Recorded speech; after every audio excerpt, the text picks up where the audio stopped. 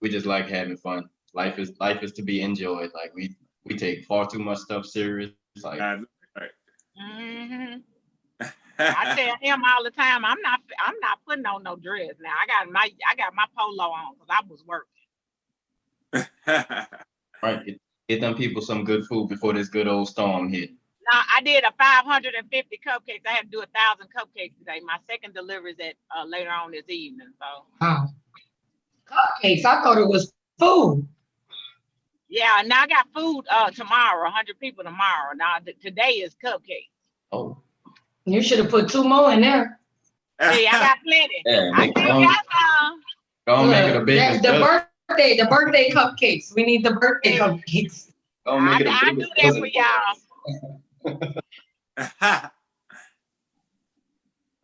Now, where are you guys from? Where's Slidell? In Slidell. Oh, okay. Okay.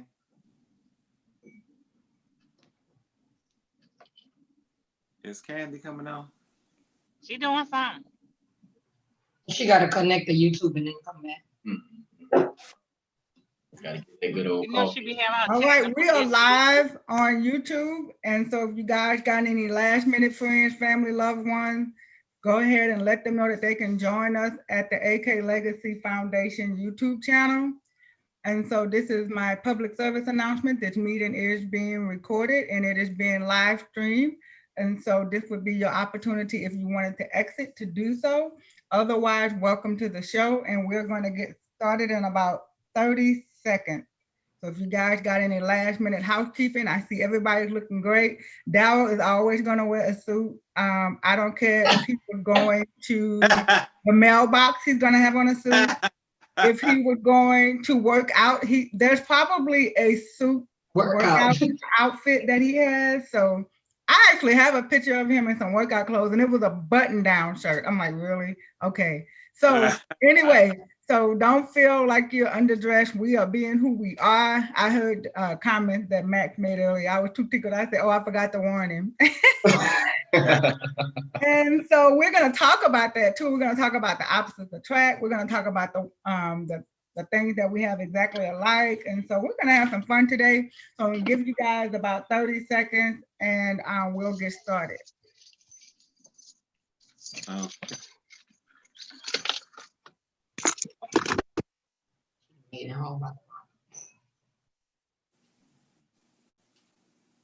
Furnace is on immediately. And you get a chance to throw it in and close nothing.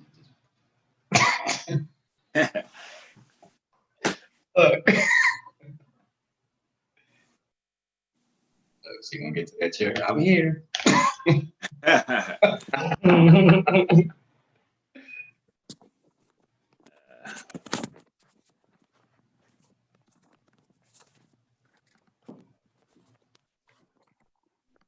There we go. We also want to ask everyone to like and subscribe to our YouTube channel. This way you'll get the notifications of our next podcast, webcast. We have this broadcast every Wednesday at 11 a.m. Central Standard Time. So I definitely want you guys to make sure that you're subscribed so that we can keep you guys informed. All right. All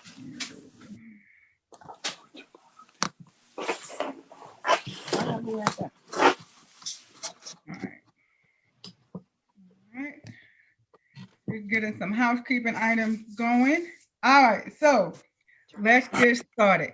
So this is Ask the Experts. This is a part of the AK Legacy Foundation, and part of our mission is to educate our community on different subjects where they may not otherwise have had the opportunity.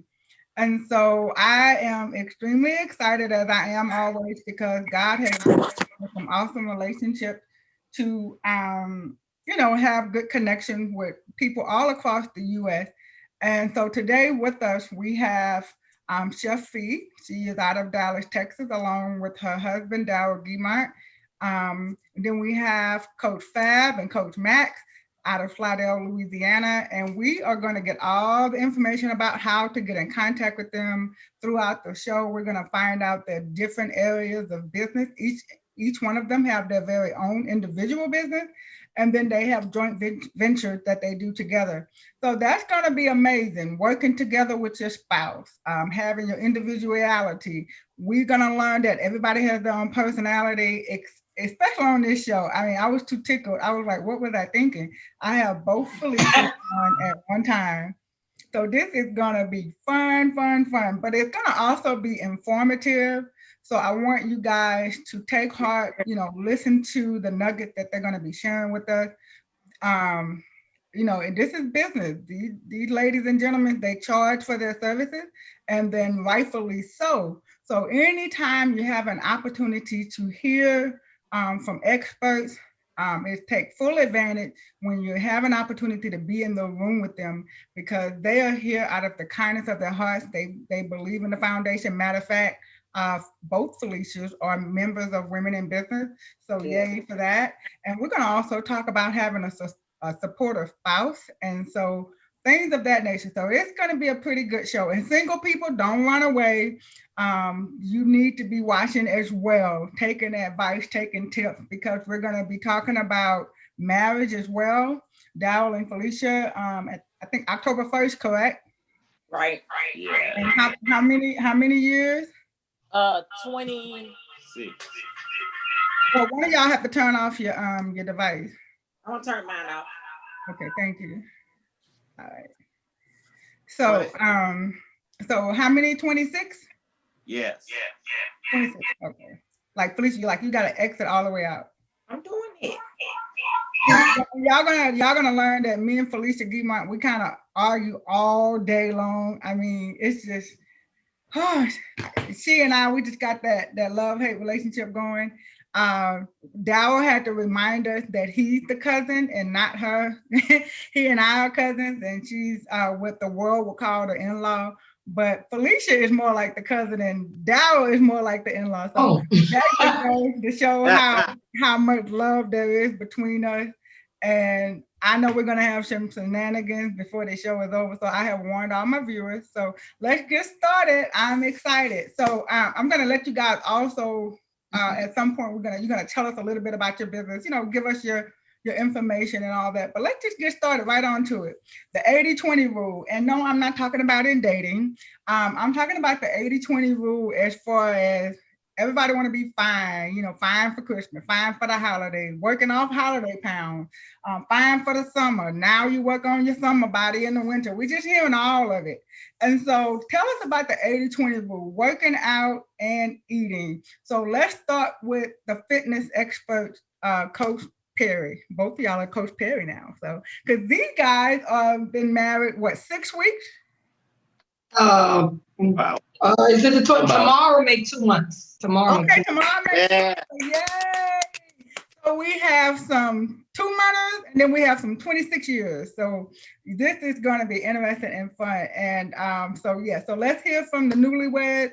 Tell us about when people say, well, I want to work out so I can lose weight, and then they forget to eat right, or vice versa, or they eat right and don't exercise. So come on, let us have it. So honestly, my main thing with just exercise and fitness is you have to make your goals as small as possible. And as small as possible, I mean by attack Monday first, get through Monday, Tuesday, Wednesday. Don't worry about the 6-week program or the 8-week program or the overall, I want to lose 20 to 30 pounds. I want you to go as small as possible and say, I did well Monday. Let's see what Tuesday has. Although your motivation will be high on Monday, and you have a lifetime of motivation on Monday, and I get it. You want to put that pedal all the way to the metal.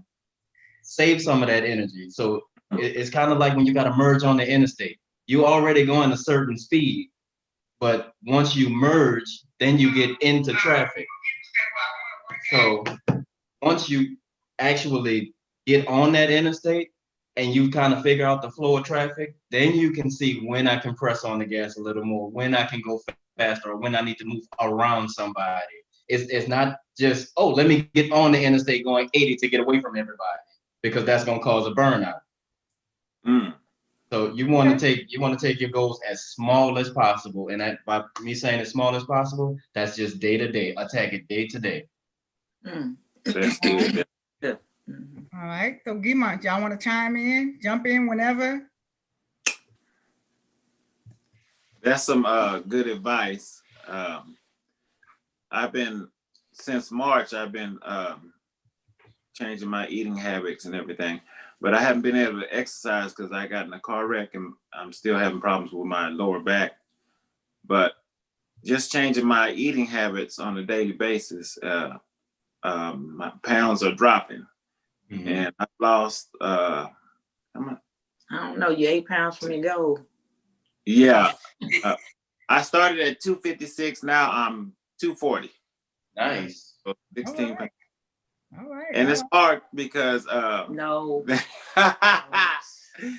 being married to a chef, and she always in there cooking. Like You got to taste it. yesterday, she was in there cooking cupcakes all day, so I had to leave the house for a little bit.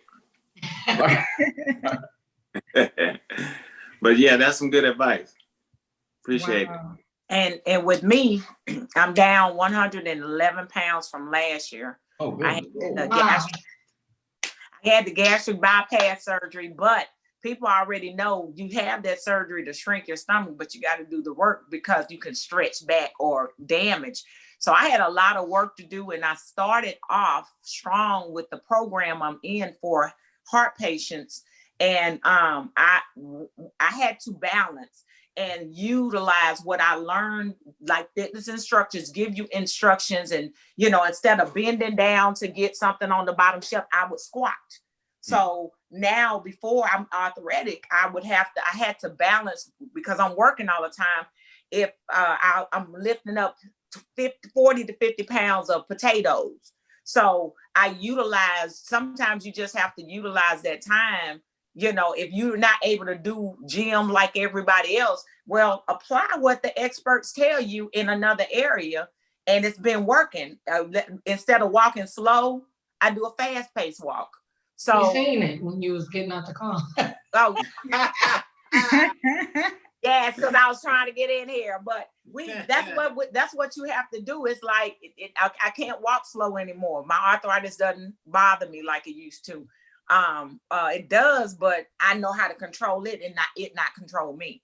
So with the holidays coming, everybody's seeing everything, and then trying to balance out. If you're going to do this, what will you sacrifice? I try to tell people to sacrifice something. Don't just, I try, but sometimes they don't listen. So that's it. So, and I hear something in there. I heard about fitness. So I want to talk to Coach Fab, which is Coach Felicia Fab. So I want you to tell me, I hate certain exercises. It's almost like if I'm going to enroll in this 6-week program, I'm checking to see what exercises they're doing. And I said, not going. So like, I don't like burpees. I hate spin. They hate you too. Yeah, I hate spin. I will walk. I could walk 20 miles and probably think it was fun, as long as I'm walking outside. But to put me in a gym and say, I'm going to do spin class, you lost me. So you have a book, and we're going to talk a little bit more about it a little later, called Soul Fit. So tell us about people like me who want to exercise, but I don't want to do that. Mm-hmm. You already kind of stated it. You already figured out that you like outdoors. That's why you'll walk 20 miles outside. Inside, and even in your house on a treadmill, you probably wouldn't do that because you get bored. So that's what Soul Fit is about, finding what works for you, what fits for your soul. So you're going to look forward to doing it instead of feeling like it's a burden. Like, I still got to get off of work and then go do this. It's more so like, can't wait till I get off of work so I can go and do this. So you look more positive at it. There's so many different type of workouts, because I tell people all the time, I'll help you. It might not be my class. It might not be his class. I want to help everybody find what fits their soul, what they like. When I was in the military, I hated every minute of it. I failed every PT test that they had, except the PT test to leave, to get the hell out of boot camp. So I had to see them train no more. I failed all of them because I didn't like the workout. So it's not, a lot of people equate that to, I can't do this and I can't do that. And that's not it, because now I can do more push-ups than I ever could do then in the PT test, because of the programming that I'm doing now. It's totally different. So opposed to all the exercises, I hate them all. It's one or two. So you're gonna deal with the one or two you hate when you like everything else. Right. And then I also learned from Chef Fee about how to cook food that's good for you and taste good. So talk to us about that. Well, lately I have been on the attack of craving life. That's my favorite thing. I tell people, y'all crave ice cream, you crave chocolate. Why can't you crave your life like you do those different things? And what I try to do is, so I have a few people that love something like a quesadilla. So I say, if you're going to do a quesadilla, take what you're going to put in the quesadilla and put it in a vegan tortilla, which ain't nasty. It's good if you find the right one, or low carb. That's one that's tomato, basil, or spinach. So I try to give them different avenues to eat better. Instead of making sweet potatoes with all that brown sugar in there, I'm like, why don't you I put swerve. I actually cut it in half, coated it with grapeseed oil, a sprig of just kosher salt, and then I put the brown sugar swerve on there. And I think he ate the skin of the potato. That's how good it was. Roasting it, and you roast it versus boiling it in butter, sugar. I put no butter, so it was vegan friendly, and it was friendly to those who, are diabetic and everything. So, getting them away from white potatoes. His biggest thing is like potato chips and French fries. Oh, so I'm a French fry lover. French fry. I'm sorry, I got that. You gotta have different options, right? But when you got underlying issues like he does, he just had to learn how to discipline himself. So he gave up sugar. It was like, if I gotta eat some French fries, if I want to eat French fries, I gave up sugar. So if I bake something, he don't even care about stuff he loves, because he sacrifices that so he can get his potatoes. So it's just giving different options, and sauteed spinach. If kale, some people with heart condition, kale is not friendly for them because whatever goes on. But I try to give him different options, give my teams different options. I have players that I deal with. If they say, I want to eat healthier, well, you're going to eat some chard, you're going to eat this instead of eating that. So I try to give healthier tips. And yesterday, one NFL player let me control his whole menu. So I did give him the crab boil, but he had to eat that roasted cauliflower and this. So I gave him something, you had to balance. I'm going to give you that lobster that I done broiled and almost burned, but because I was doing something else, but I wanted to make sure I gave him something. I told him about the balance. Okay, you're going to do this and you can get this. So he loved it because he had oxtail last week, but then he had to have them vegetables with that. He had to eat this broccoli. So, that's what you do. You kind of give them a balance and not, you don't have to do that old fashioned stuff all the time. Make it good. I'll make a potato hash, a sweet potato hash, and put some, spinach in there and some onions and some peppers and saute it up in some grapeseed oil. Get somebody experienced vegan and non-vegan. So that's the things, little tips. Don't take much. All right. She said our name, vegan and non-vegan. Vegan. He's vegan? Mm-hmm. I ain't ready for that. Me neither. But I'm a flexitarian. So I'm par. Yeah, I'm flexible.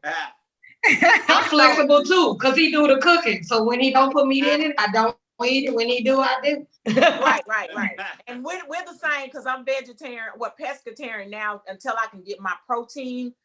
I can control my protein. That's the biggest battle with me after that surgery. You got to have 60 to 80 grams, and I'm a person that barely got 20 to 40. So I'm trying to learn that balance now for myself. I'm doing it for my teams, but I'm not doing it for me. You're going to get it. You're going to get it. And so that word right there is like the best word ever that you could ever mention with anything lifestyle, just period. Balance. What? Balance. That's basically your key to literally everything. Finding that balance.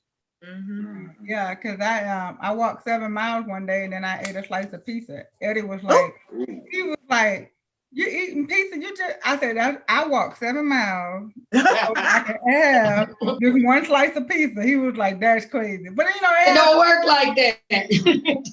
to have it. It was just, I was like, you know what? I'm gonna just go. I just walked 14 tomorrow. I'm having this pizza today. So Coach Mac, I heard the word discipline. Talk to us about discipline. So discipline literally goes with everything. And like I say, that key foundational word for everything is balance. So oftentimes you'll hear things like eating healthy is expensive. Well, of course I would be expensive if I put health in this hand and then I put bad in this hand, right? Right. So I'm so accustomed to eating bad that I know when I go to the store, subconsciously, I know what to pick up without even thinking about it or without even writing it on my list, right? So I'm going to pick up those bad things, but then when I see those good things, I put them up here because I'm looking at the price. I'm not looking at the price here because this is familiar. Yeah. So then when you get to the checkout and you see that uptick in charge and prices, you're going to put it all on that healthy food, not realizing that you put so much bad food in your cart that the 3 or 4 things you got here that had that high price or toll on it, you're going to blame it on this because you're used to this. So now your balance is offset because this is expensive when really you can't support a good habit with a bad habit at the same time. Wow. So once you support that good habit and drop that bad habit, look what happens. It balances out now. Right. So trying to support both that good habit and that bad habit is what's holding everybody back. That's holding a lot of people back.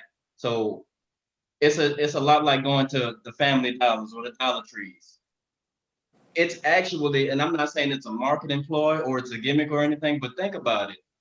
You have a huge basket. That basket is designed for you to put a lot in it. Wow. So then once you put $1 in it and you thinking, oh, that's $1, then you put another dollar in it. You're still thinking minimum because that's $1 until you got 33 items and that's $33 now. So now you got 33 items of something you don't need, but you got something over here that's $10.99 that you do need. Right. Yeah. So now you're not thinking about, wow, that $10.99 isn't expensive, but you're looking at them 33 items like that was $33, but I got a lot. In actuality, you have nothing, but you got way more nutrition over here. Right. And that's been one of my I used to say all the time, I could take $5 and I can go buy I could take $5 and I can go buy a 4 for $4. That's a soda, some fries, a burger or whatever, a sandwich, and some nuggets. And that's $4 or something, $5 rounded off. Well, you know, that's not healthy, and I think that's how a lot of people look at it. They're counting the items, how many items. I got 4 items for $5 versus what type and what kind of item that I got. So when you put your health, like Felicia said about Crave Life, and we're going to talk about Crave Life in a little bit too. Talked about if you're craving your life, you put your life on one side and you put that 4 for $4 on the other side. You're like, I don't know. I'm going to go for the life. And so it depends on what we're weighing it up against too a lot of time. And instead of just counting the items, we need to be counting the quantity of life that we're getting. So thank you guys for the great tips and I feel like I want to work out, you know, feel motivated. So we're going to go to our next segment. And don't worry, we're going to come back to some of this and give you guys a little more time to elaborate. So let's talk about entrepreneurship.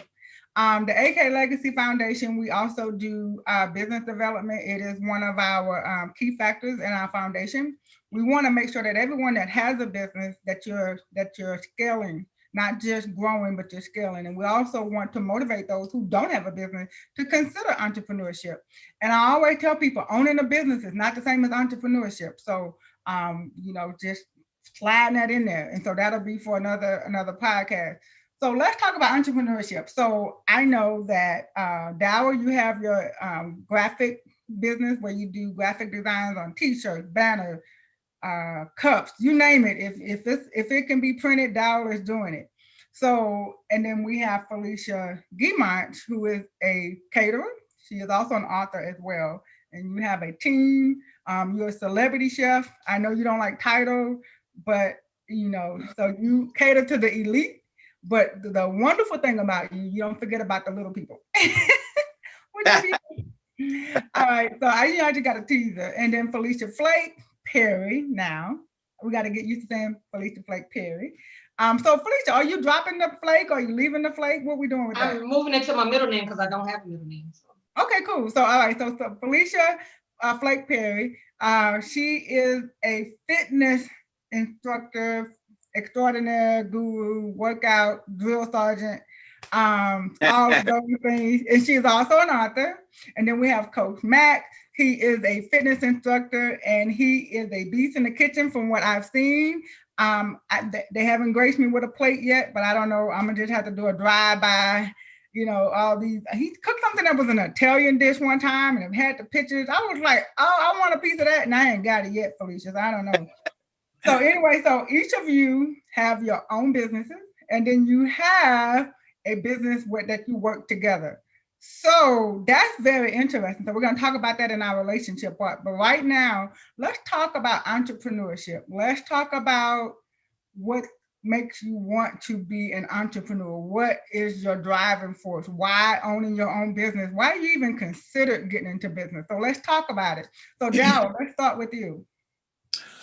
Okay. I started the graphic design because God would give me like phrases and stuff, and I just started putting them on T-shirts, and that's what really motivated me. And like when people wear the shirts, they get asked the question. Like for instance, I got sold out to Jesus apparel, and then the hats and everything. So when people wear that, other people say, "Oh, what's sold out?" And that gives them an opportunity to witness to them, share their testimony. And I just get a lot of ideas, and like I can just be talking to somebody, and something will pop in my head that, "Oh, that's a T-shirt." It's this never-ending ideas, and I just love doing that. I get motivated from. And also, you quit tickling me. I'm sorry. I get satisfaction out of seeing people wearing the apparel, and it's like if I didn't need the money, I wouldn't charge for it, because I just like to see people's reactions when I put the product in their hand, and then I've been taking it to other levels where I'm adding stuff in the packaging and perfecting the packaging and putting free stuff in the packaging and everything. I just like to see the smile on the face when they receive the product.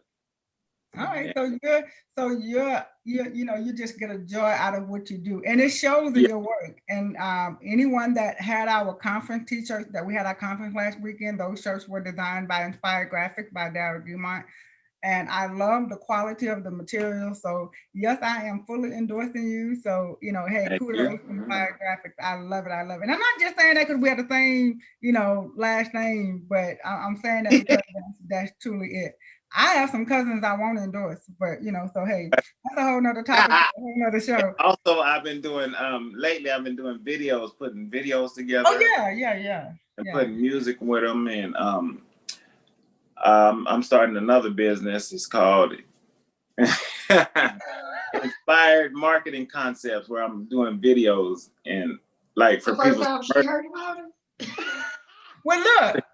I'm gonna save that expression I'm gonna save that one for when we get to the relationship, because one thing I do know that my husband's not here, he's at work, but I tell you, every time I say, honey, I got a new idea, that's the look that he gives, like, oh Lord, what are we doing this week? Are we selling leaves? Are we selling ice? What we selling this week, But we'll save that. Yeah, Y'all too funny. Okay, so Felicia, Coach Fab. I'm sorry, Coach Fab. I'm gonna have to call you Coach Fab the rest of the show. Yes. I'm laughing because I have a visual of a video of you leaving your 9 to 5 that you had in my head. So tell us why you were so ecstatic about leaving corporate America into your own full-time entrepreneurship. I was excited about leaving them bad kids, girl. Kids at the school to pour lemonade in my braids. You know how much this costs? Oh, no. I was skipping it through the house off at school, and I ain't looked back.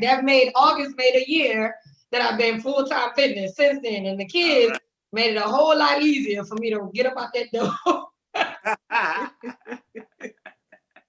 Y'all, I wish you be needing a sign. You know you be needing a sign. Oh yeah, God gave me a sign. Go to jail or go to your studio. So when you're working somewhere else and you're working in someone else's vision, someone else's business, you do have to conform to their way of doing things.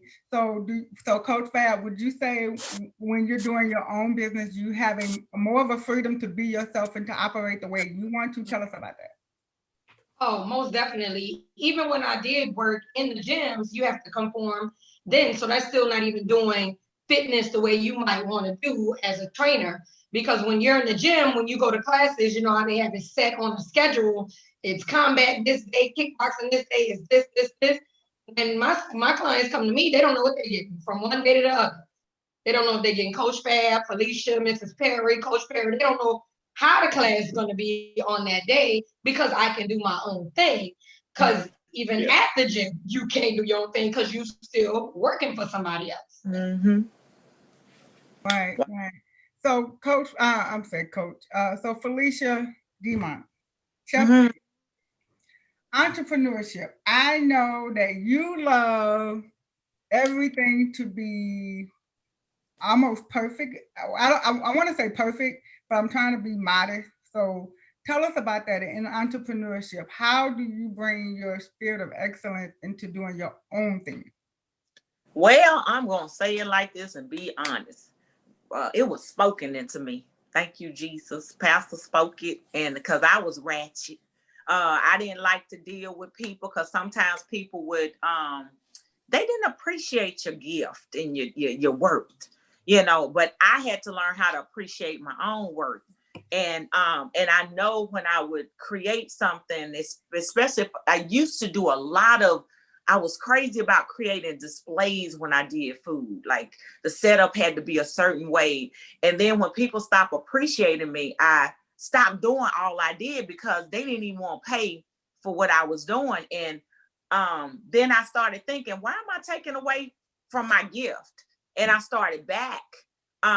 Actually, I brought out the chafing dishes with the crowns on there now for even a kids event, because that's my spirit. The regular ones are fine. That's where I started off. But you know, I'm not saying I got bougie taste, but it's a look that I always tell my team. I always say, she bougie. He like she bougie. I ain't bougie. I climb a tree on you as long as ain't no squirrel up there. But that's one of the things I just, you know, I love to see the expression on the face. I love a picture perfect experience, and then my team has to be uniform. You can't come in there, really, you can't come up in there getting dressed. You know, I got a dress, but you can't come in there getting dressed. Oh Lord, low battery clothes. You need to get your battery. Daryl he ain't plugged up. I'm gonna talk about him in a minute. But it's a certain look. I want them to be in ties. Some girls want to wear pearls because they feel like girls, but that's not my company. I want everybody to be clean cut, crisp, look the same, walk the same, talk the same, because then you have my spirit on my business. I forgot to turn my ring off. But that's one of the things with my business. It's your spirit, it's your brand, and you want your brand to be right. If I told somebody, there's a lady that does something with nutrition, and she's always telling people how to eat. And then you look at her, and I was that hurt because I was almost 300 pounds. So Daryl was like, how do you help other people and you're not helping yourself? So you gotta look like people don't receive. If I'm 300 pounds and I'm telling you how to eat, they be looking at me like, why ain't you following your own advice? You don't look like what you say. And that's what it's about for me. I have to, if I'm going to have a business that I want people to look at that business and say, she's worth that amount of money, I have to give them things. You don't see me go and get dollar store nothing to put on the table for nobody. I invest in my brand. So my brand gives up. My team doesn't. I saw one group that they wear tank tops and bow ties. Excuse me? I don't want to see your underarm. You're not doing it in my business, but that's the way that chef does it. But with mine, they have on ties, and I told them jokers they're going to have on this after a while. So there's a look that I want. So when they go out, people actually feel like I really was told about somebody who endorsed one of the big NBA players. She said the treatment that I got, and she didn't know how much pain I was in doing that project. She said it was, you did a 5-star quality. I was like this, and I was the only one there because it was an impromptu meeting that they called a chef into, and she caught my spirit, the spirit of excellence that Pastor pronounced over a lot of us that were entrepreneurs, and I held on to that. I held on to a spirit of excellence, and he said people will be drawn to you. So that means I ain't chasing no whole bunch of folk. I be like, okay, you supposed to be drawn to me. Come on, but I'm not I don't run after a lot of stuff. It's like people be tagging me on stuff for jobs. I be looking like, cause some say I need a low budget. Yeah. And I be like that. I act like I ain't see that post because it's like, I'm tired. It's like you lose enough. Candy has had to correct a whole bunch without my business. And when you lose as much as I have, you got to learn your worth. So I'm not trying to be perfect, but that's my brand. And I have to look the part. When I drive, and if I say I'm catering, you see my advertisement on my truck. If somebody needs some information, if I don't have a physical card, you see me pulling one up so you can screenshot it and you'll have it in your phone. So I am my brand. So if that's a spirit of perfection, or I say it's a spirit of excellence. And that's the standard that God has set for our lives anyway, because we are royalty, we are king's kids.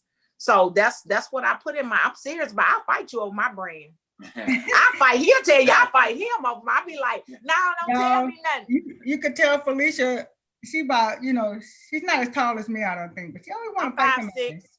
So you 5'6"? Okay, yes, I'm 5'7". So anyway, she's always talking about fighting somebody. So, but that's because she is serious about her brand. And as entrepreneurs, you have to know who your target audience is. You have to know who you're called to.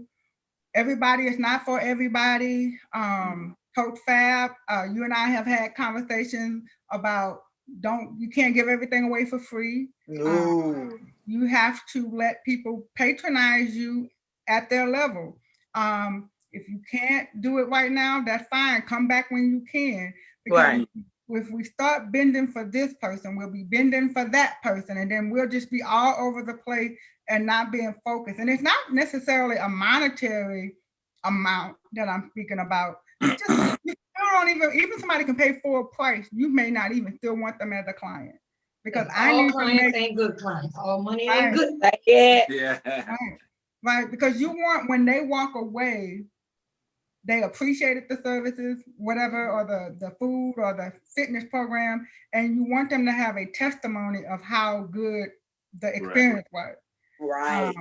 I can tell everybody in May, because of the pandemic, and we're going to talk a little bit about that, the pandemic pound. At the beginning in February, I think I don't know how much I weighed in February, but I remember in February saying I am bigger than I should be. I just felt it. And a lot of times when people see you a certain size, they're like, well, you're fine for your size, but they don't understand that I was heavier than what I was used to carrying. So to me, I felt like I was 300 pounds, even though I wasn't, but that's how I felt. And so in March, the pandemic came, then April, By May, I was 185 pounds. And that was heavy for me. Anybody that knew me, you know, Alicia looked like that because she knew, you know, she knows her cousin, but I was that heavy. And then I got into your workout challenge, and I did the exercise. I actually did the exercises, even the ones I didn't like. Now, I was a little slower than most people, but I got it done. And I remember one time I said, why is it taking me? It only took them 10 minutes. It took me 20 minutes to do the same exercise. I was like, this is so unfair. But anyway, I got through it.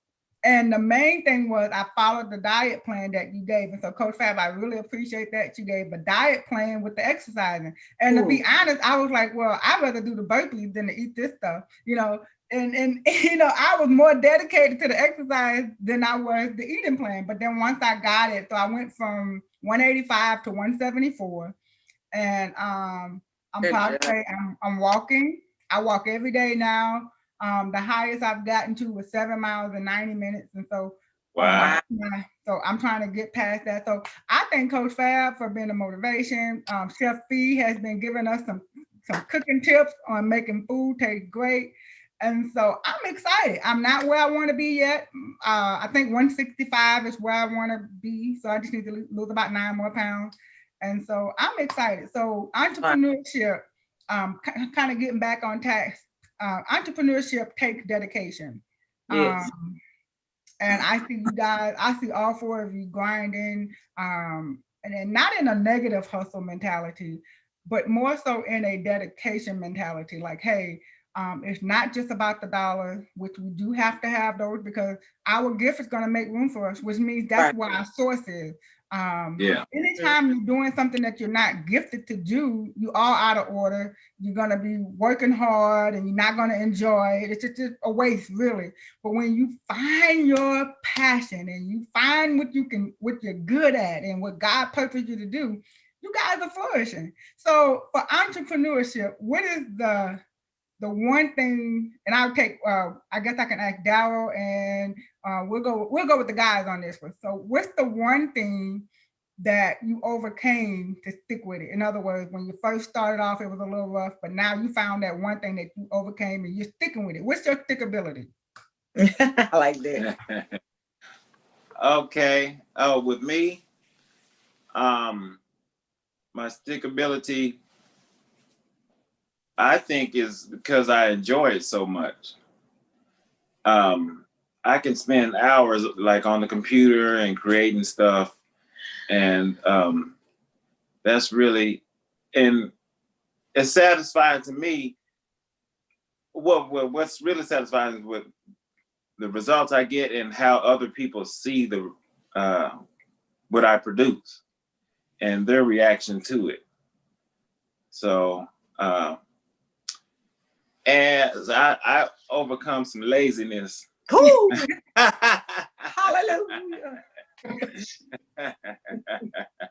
Procrastination. Yeah.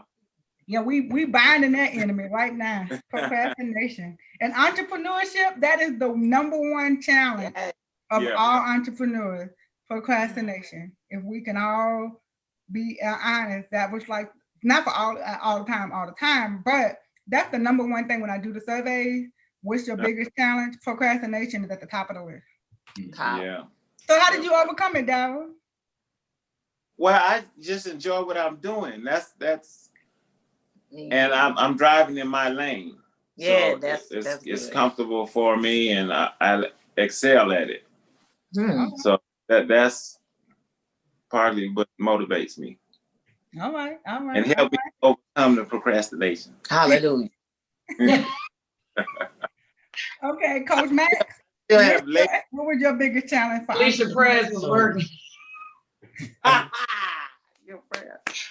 I would say, honestly, my biggest challenge was thinking that I was less than what I actually am. And it hindered me actually getting my voice out to people to let them all know and understand the message that I was truly putting into them, as in, well, I don't think they know what I'm saying, so they don't understand it. So let me hold back a little bit, and hopefully I can float the idea up there and they catch it, as opposed to just speaking it and Wow. just feeling like, wow, like do they know more than me, or do they understand that like I'm really trying to help you? So I guess that overcoming that, my voice is more powerful than I know, Yeah. coupled with the fact that That's you were awesome.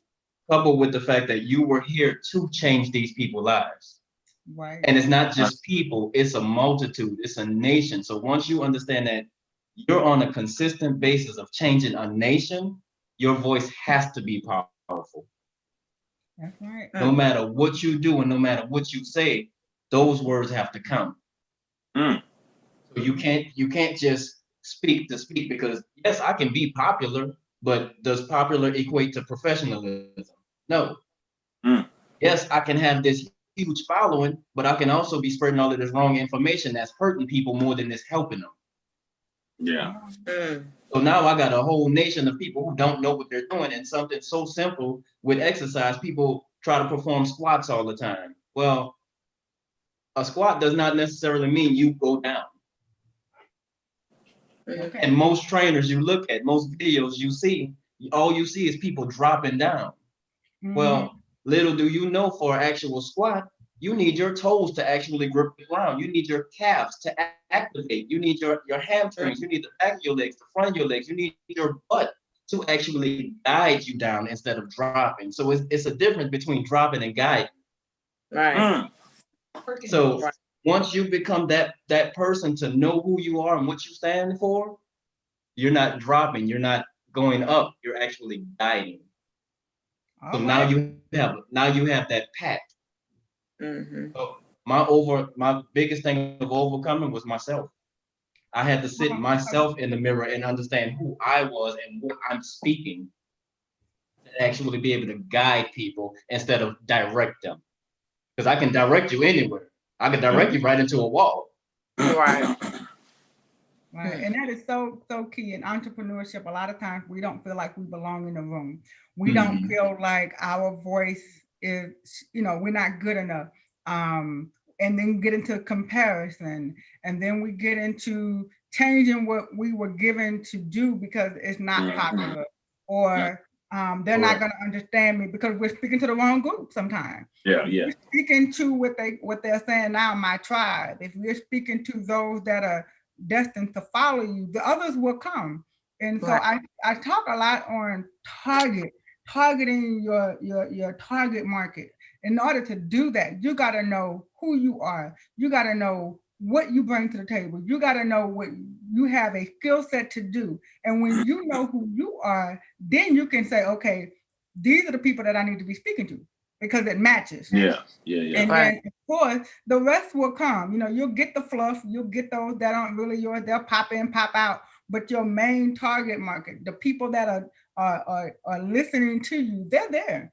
And so that is so key. We got the procrastination, just not getting up and doing it. Then we have the other half, not believing that they belong. And those are two things that entrepreneurs have to deal with. Why not you? And I'm so glad that that you found your voice and that you're doing the thing. And because think about all the people, like you said, that would be lost in the area of exercise if you weren't doing what you're supposed to be doing, because they're off somewhere listening to somebody that's not who they're supposed to be listening to, but they can't listen to you because you're not doing what you're supposed to do. And so a lot of times that should be a motivation for entrepreneurs to get up, to not procrastinate. When you start taking you out of the equation and start thinking about who am I going to affect positive today? I always, and I know some people may think it's extreme, but it's not to me. I look at, well, who life would be a loss if I don't do what I'm supposed to do. When we speak about it a lot in the Bible, and I know I can talk about it. We're all Christians. I know I can talk about it. And if if you're not of Christ, then we pray that you do come to Christ. And if you don't like any of it, you can click the channel. But anyway, so one of the things we always do, we say in the church, is that whose soul is going to be lost because you didn't preach? Well, equate that to entrepreneurship. Who's going to be lost because you didn't do your job? who's going to be lost because you didn't do what you're supposed to do. And when we go before him, it's not going to be just those that we should have witnessed to, which is of course the main mission, but he's going to say, okay, well, I had somebody that wanted to save on their taxes, but you didn't say nothing to him. I had somebody that wanted to eat right, but you didn't say nothing to him. I had somebody that needed to lose 20 pounds to keep from having a heart attack, but you didn't say nothing to him. I believe those are going to be some of the conversations. And so that's my mindset, like, oh Lord, where am I supposed to be and who am I supposed to be talking to? I want to get it right. And so for entrepreneurship, for those of us that's in the kingdom, it's just as important, not more important, but it's just as important as our Christ walk. We got to be doing what we're supposed to be doing because we have a mission. We're here for a purpose, not just so we can make some dollars. I mean, hey, that's good to make some dollars, but we need to also be changing lives. We need to be changing lives. So So y'all know, don't let me stop preaching because y'all know I will. The money is the easy part because you show me your passion, I'll show you $1 million. That's plain and simple. Right. That is so true. So y'all, here come our fun part. Relationship. Oh, there go the picture. He was about to take off. Like, take me there. So all you 9 married people, plug your ears. No, I'm just playing. Oh, No, I'm just playing. We're gonna keep it clean. And so let's talk about it. I know I mentioned earlier that my husband is my #1 supporter. I could come in and say, baby, I got a great idea.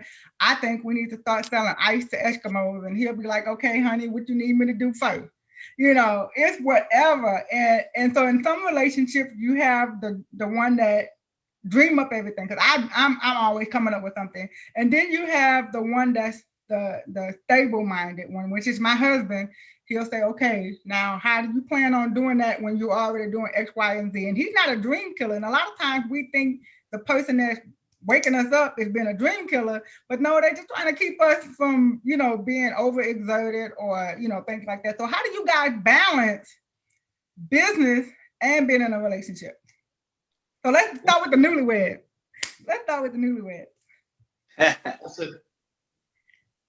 I wouldn't say it's tough, but I'd say it's definitely a challenge.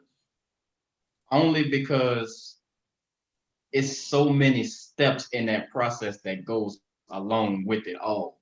Like it's a reason why ladders were created short, medium, and tall. Everybody want to buy that tall ladder because they want to get to the top. And they think being at the top is going to help everything at the bottom. So the more money I get, the better off we're going to be. Well, what you missed on that short ladder was how we talking about it, how we communicating it, how we actually working through when we both have this success. Like how do we avoid outside life and keep inside happy?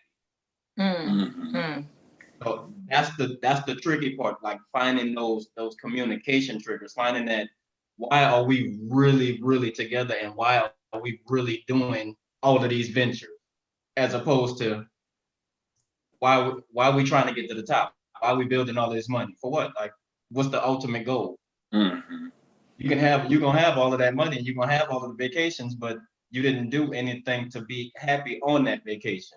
So now y'all just got all of this money and staring at this beautiful place. Yeah. Not even knowing that, like all of this, like, man, she really look good in that sundress. Oh, she don't even like sundresses, but she wearing it because. So it's like those little things. Like you got to know those small things help those big things. You got to know why that person wants to wear this, or what makes this person uncomfortable in that process. That's my take on it. Come on, we're gonna get the seasoned married folks on in it. Yeah, that's what I want. We trying to get to where y'all at. Well, Wait, that well was. let me tell you something. This an old couple. I'm talking about real. He old in the mud. But one of the things when I started my business was in 1997, and I was in corporate. So we were working corporate, and then I was doing a business. So what happens is in relationships, a lot of times things will take control of your whole life. And then, like you said, with the ladders, you're missing things. So what we used to always hear about putting priorities in perspective. So I love the fact that, you know, when they let me go in 2014, they say, bye Felicia, for real. And I was able to do my business full time. He was happy I wasn't in corporate because I was sick all the time. So being sick all the time, because I had the stress of life, I had the stress of work, I had a business, I was stressed out. At that time, I was trying to figure out what team I was gonna have. So I was stressed out about a lot, which puts pressure on him, messes with our finances to the point even where he had to say last year, please don't let our account go negative over sponsorships.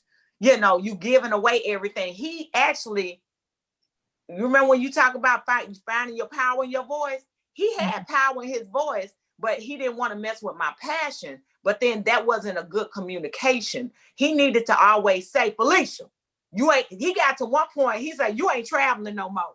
You gonna be here with me. I'm like, what? I said, bro, you had me at hello. You know, that's some flirty stuff with me. I'm like, flirt with me, okay? Because sometimes in relationships, you don't see each other. He'll call and he'll be like, are you okay? Where my wife at? You didn't check in. And he know I'm at a client's house. He's like, I need the address. I need to know where they at, because he need to know I'm okay. If we don't check in and say, he knows I'm driving an hour away to go to some clients. He's like, let me know when you get there. And when I don't answer, he's like, did you forget to call me? You got to balance that relationship in business. I can't just say, I ain't calling you. You know I was at work. And sometimes I get ratchet and I do that. He knows. But that's my husband. He's actually my caregiver, to where if I wake up in the morning, he's like, if I don't call him when I wake up, I can call. He said, who is this? Is this my wife? And I'm like, yeah. He's like, I know you're not just getting up. And if I'm tired and I'm taking calm, I'm really gonna sleep. So he's like, I know you just not getting up. I know you were up, so you didn't call me when you first got up, because it's a check-in, because he'll leave work to come check on me because I'm a heart patient. And he wants to make, so I have to, it's a reality check. Is my life don't really belong to me. It belongs to half of me and him too, because he's the head of my household. He my visionary, and it took Pastor up in a service. I remember ushering that Sunday, and Pastor say, your husband is your visionary. I was back in the back like this, y'all. So one day the Lord said to him, because I had Southern Best Catering, he said, OMG. He woke up in the morning, 3-something in the morning. He just popped up, OMG. I got the sword. You know, that's how I sleep on the side of the bed. I thought somebody was coming in the house. He said, OMG. And I'm like, what? You know, and then he said, OMG cake, y'all.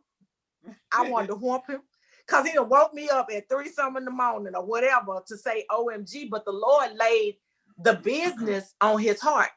Pastor had already said visionary, so I was going to start talking noise, and the Holy Spirit just shut me up and brought back what Pastor had spoken, that he's the head of the household. And sometimes I had to put, sometimes you have to put yours on hold. I wasn't hearing that at first, because I was like, that can't be for me, because I'm running Southern Best Catering. But when the Lord says something, you hush and you listen, because that put me in a more of a submissive state as a wife. That's biblically, being biblically submissive. And I like, because you can't be no virtuous woman if you ain't submissive. And I had to say, okay, well, if you say OMG cake, because I was like, I already got Southern Best Catering. I say, then you gonna do the logo, you gonna do this. It's almost like I put him to work. You ain't gonna speak no business on me. And I promise y'all, when I promise y'all to hear the voice of a true visionary, when God places somebody and ordains a relationship, y'all, I put Southern Best Catering and I held it for a minute. Then I started applying pressure to the OMG cakes, which is my dessert line, which I even started doing vegan and sugar-free stuff. It pushed it further to where this is how it was. And when I got submissive, it's like here, but I keep OMG first. So when I even did my LLC, I couldn't buy the Southern part. She said, do you mind changing your name? What do you think I said? Yeah, because OMG Cakes was my visionary, so he needs to lead out. So on the front of my everything is OMG Cakes and Southern Best Catering LLC. And y'all, the first experience people have, and he spoke it, when they experience something is they're gonna say OMG on a dessert. And that's I had to say, in business and relationships, sometimes you think you know everything and then you can pressure yourself to death. And that's what I was doing.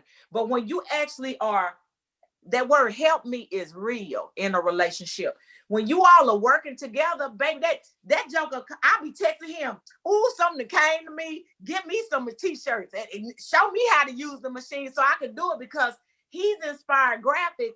I'm connected to him, so I get inspired. So we can say different phrases, because you said something, coach, and I was like, oh, that's 2-3 t-shirts already out of what he was saying.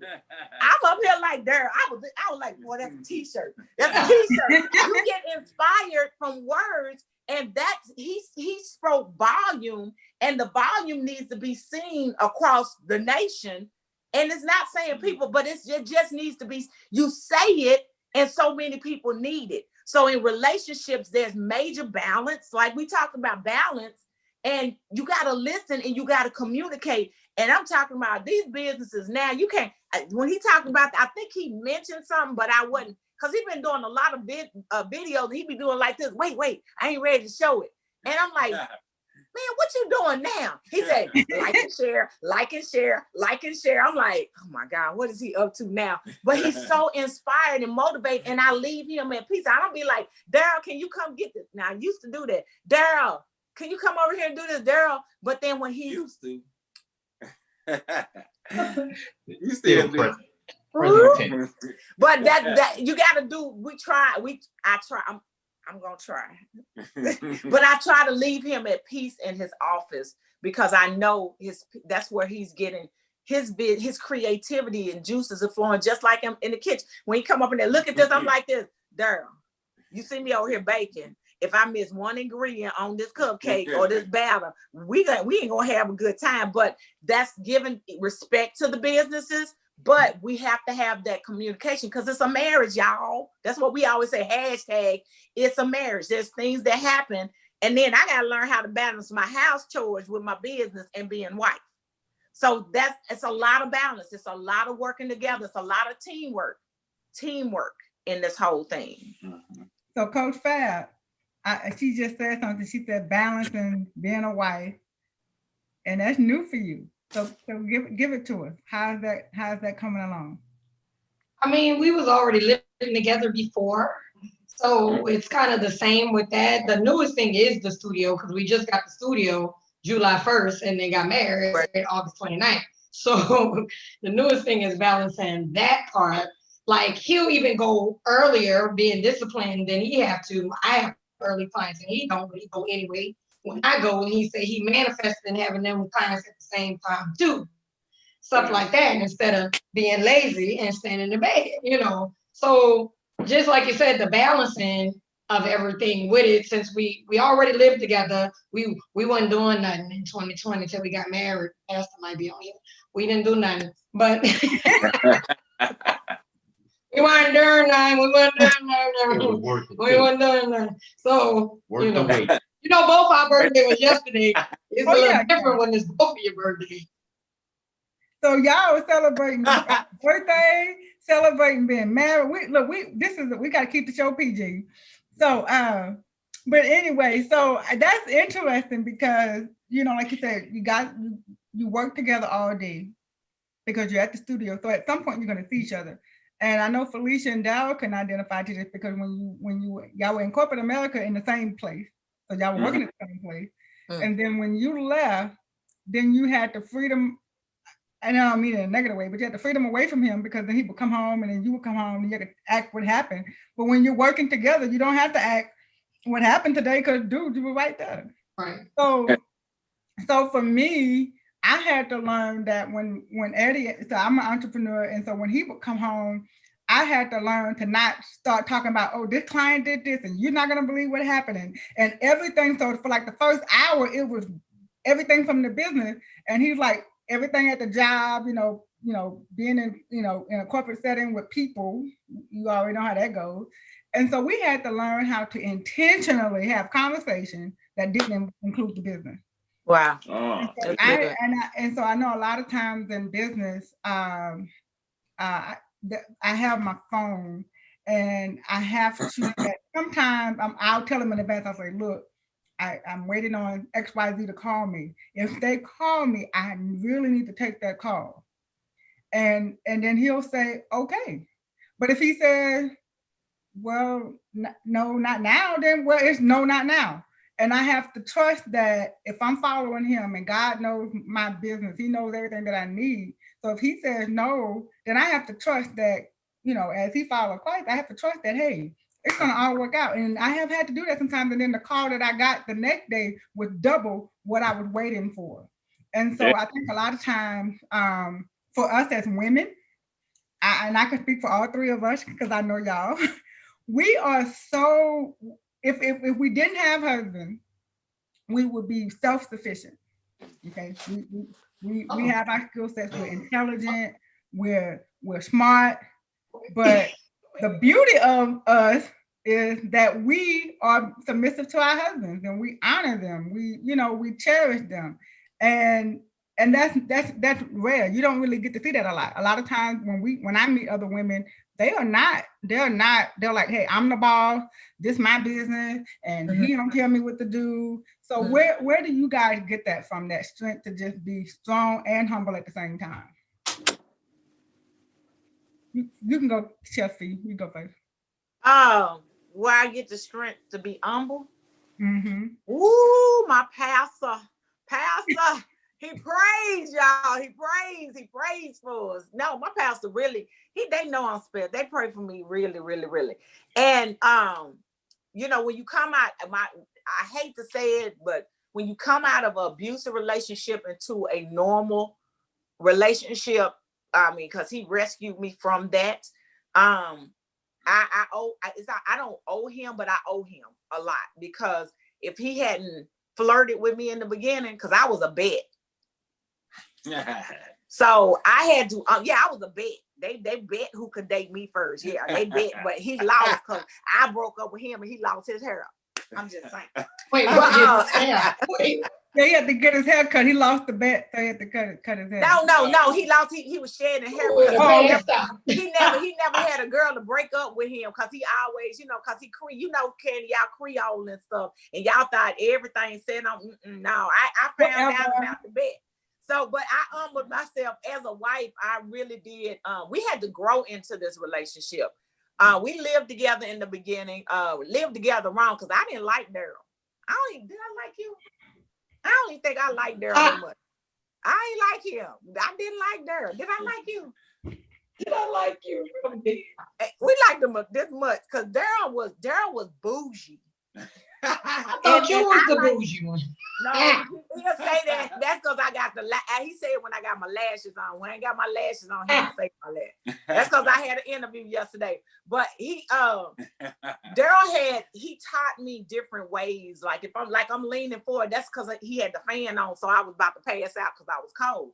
So he taught me, I saw qualities in him. So it made me want to be a better person, being around somebody who had different. I didn't grow up with those kind of qualities. I learned how to sit at the house, but I like being an humble wife because I actually had examples, somebody to model it.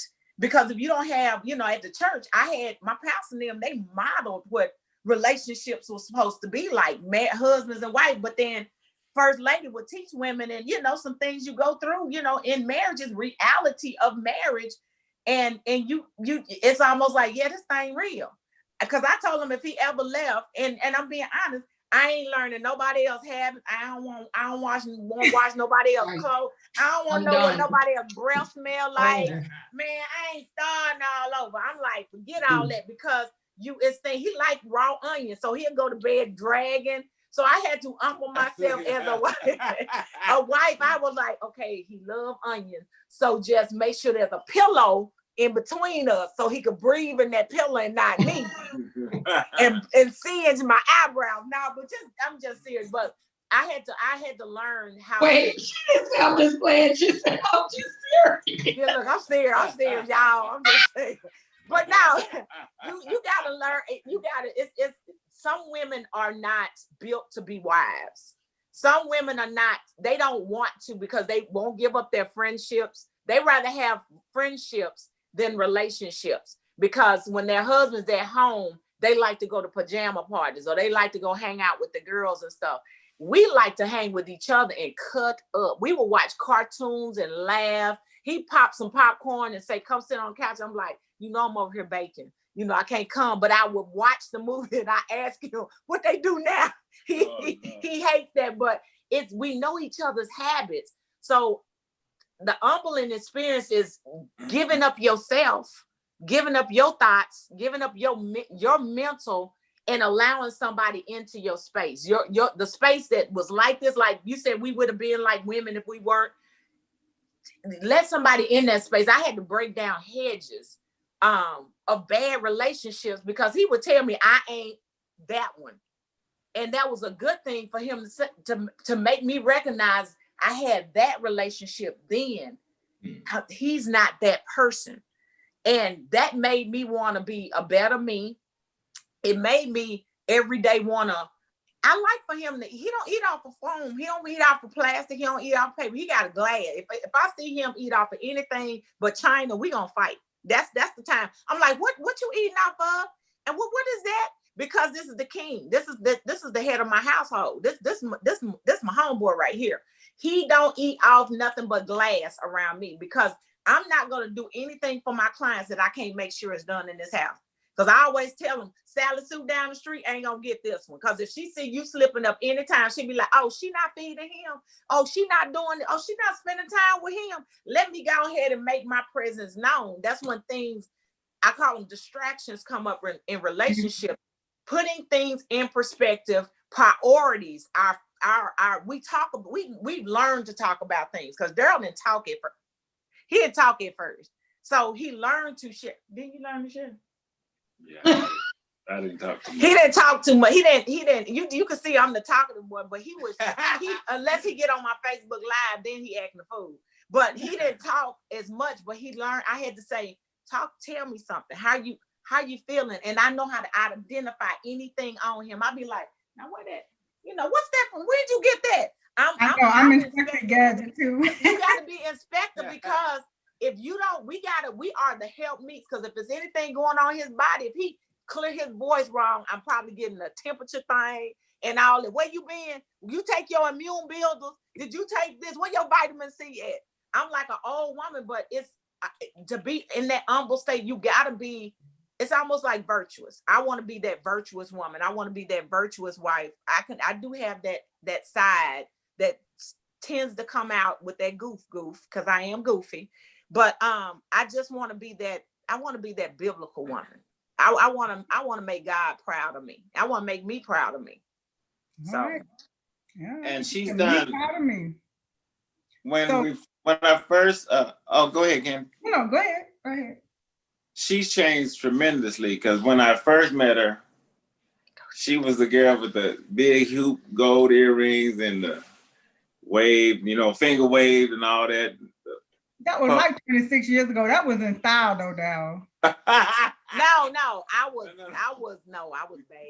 I wasn't good. I was a roundaway girl. That's what he called me, the roundaway girl. I was bad when I wasn't right. He taught me how to be a lady like Shanae. I'm a lady. I learned, he taught me how to be a better me. I mean, because I was bad, y'all. I wear some pants on you in a minute. Just not breeches. I wear breeches and I have a big belt on. I dress like a tomboy. And he tell me, can you put a dress on? You look like a girl. And that was just me. But I think we were like opposites because I used to shower her with love and affection and all that and tell her I love her all the time, but she would never reciprocate. But I would continue And now every time she call me, what you doing? I love you. You done rubbed off on it. So we're gonna talk to the twins. So we already know the Guimont are night and day. I think we've all Night and figured that day. out. So let's talk to the twins. You guys are both. Tell us. I want Felicia to tell me. Tell me what all y'all got in common because I know. Yeah, you go ahead. So we have the same birthday, 5 hours apart. Our mothers were the same What? age. Wow. His middle name is my little brother's name. My mom and his brother have the same birthday. We both were in the military, both Army, both have Purple Hearts, both into fitness, clearly, both Scorpios. What else? Both left-handed, Yes, same blood Wow. type. yes. What? But we was born in 2 different states. We not twins. I was born in California. No confusion. He was born in Louisiana. Confusion there as far as, are y'all really twins separated at birth? You know, people have each other about apart. No. But yep, same blood type, same passion Wow. for everything. Like down to the fruit. I love mango. She loved mango. I love dancing. She loved dancing. Now Like, let's get to literally what we hate. everything the same. So that's cute. Because see, the reason why I brought that up is because we already know that the Guimonts are different, but they so much alike. They're different, but they're alike. And you guys are so alike till I've had people say, "Is that our brother?" I'm like, "No, they're not our brother," you know. So how you guys are so synchronized. So it's hard to imagine that you guys disagree about anything. So I know y'all never have a disagreement, right, Felicia? Yeah, we disagree about running. Definitely No, about running. We actually disagree about a lot. Like as much as we're alike, we're different too. Most definitely. So like as if we have the same triggers, we both got triggered off the same thing, but we're gonna react so different. Like Right. when she's angry and she's ready to express herself, it's gonna come out like a hot air balloon. Like when the fire gotta light the hot air balloon up, like it's all the way up there. But for me, I'm like the hot air balloon when it needs to come down. I'm gonna be quiet and I'm gonna shut myself up and I'm gonna walk away. Yeah. And So that is, like as much as it's the same instance, it's totally different. well, that's one thing I know that you all have all together is the love. The love is definitely there. Felicia and Dow, I've been cracking up with them for years. They are, it's like, do I need to get in here and break this up, you know? But then the next 5 minutes, they just all over each other like, oh, you know? And so, and then for you guys, it's just so, y'all are just so fun and so energetic. And so we definitely know that working in business does have its challenges and it can put strains, but you guys have managed to do it and do it well. So I commend you guys for being great examples of being married and being happily married and being in business together. And so we pray much success. So let's get to our next part and we're going to be wrapping it up pretty soon. This is for the ladies. Sorry, guys. We know that October is National Women Business Month. You know, there's something for every month. Every month got something. So we're gonna talk to the ladies about their brand in recognition of October's National Women's Business Month. And like I said, I know my husband supports me wholeheartedly, and I know you two guys, y'all support your wives and their brand. So Felicia, tell us about your brand, and then Felicia Flake Perry, tell us about your brand first, and then Chef B, tell us about yours. So my branding really came together when I paid somebody to help me, which is Shayna Robinson, because I was probably all over the place using all different kind of colors. Pink, because you know, girls like pink. Purple, you know, they ain't even my color, ain't even my thing. Using different kind of colors in my clothes and different logos, just trying to get the attention of anything. When I got an actual branding person, sat down, invest in yourself, like Fee said, and paid that for my business. She did my website. She actually, this picture, it's funny that you picked this picture because she did this. She told me what to wear. We're doing all white. We're wearing this, we're wearing that. This is how our hair going to be for the photo shoot. This is what's going to be on the website. Your logo is now going to be purple because purple has purpose because I have a purple heart. So it goes with something. It's not just purple for purple because I like purple. And that's not even my favorite color, but it's a brand that now when people see purple and they know you have a purple heart and they see my brand, they know, oh, that's why. And it's also a conversation starter. Before, you just all over the place. Ain't nothing to conversate about. You just all over the place. So branding was, I did this about 2 years ago, I think, because it was like right when we got together when I was doing all of this. So I was going through a lot in my business when we first got together. It was like, look, I got a lot going on. Don't ask me about nothing. I'm doing this. I'm paying this money. Pause. Like, gotta get all this together, you know. So that's how my branding came about. Now, I mean, I still have the same website. I know how to go and tweak the things myself, but I look at even when I do our photo shoots, like the clothing different instead of how I was before. Like we need to wear all of this one color, all of this, you know, like that really set my mind differently. Like I really believe in paying people, the experts, to do what they do. Yeah. Like, you know, pay them people to do what they do, like motorcraft. So pay the experts to do what they do so that you can get the things done correctly. Because paying her to do the website, to do my logo, like the logo that I had before, she had somebody like clean it up, add the colors, all of those things. Pay for that. Invest in your business. Because ever since then, like now when you see it somewhere, you're gonna know, oh, that's Coach Fan. If somebody got it somewhere, somebody called me and told me I seen somebody with that on their car. Who? Seeing who with what on their car? I know not my logo, because my logo is me in the silhouette. That's me. That's not just a lady. That's me. Like my branding is me. So if they got this lady on their car, I'm gonna need some cars. You're gonna know it a mile away. Like your branding is your everything. Just like Fee was talking about with her uniformity. People gonna be able to go somewhere and say, shoot, that gotta be Fee catering business right there, because them people got their stuff together. Gonna be able to see it a mile away. So Right. So Chef Fee, tell us about your brand. Okay, my brand started as a selfie, y'all. I was in the bathroom and I took a selfie, and I liked that selfie because one thing we don't get along with was hairstyle. He liked the long hair. I liked the mohawk. I can't have the mohawk, but the selfie was a shortcut that I really, really liked. And there was a young girl who dated my nephew. They used to sit in the closet when she go visit and she draw. And I was like, what's wrong with that little girl? Why is she in the closet? But she was drawing. She had such a gift. So I'm drawn to people that are different. I don't know why, but I am. And I started reaching out to the young girl because I didn't know her story, what was going on with her. And she was adopted. Her mom was on heroin when she was born. So she was one of those kids that were marked as, having some things going on. But I asked her to research paying her to do a picture. So she drew the sketch first. I gave her a selfie. She drew the sketch. I said, change the coat from white to pink. She did that. And I say, it's done. It was perfect.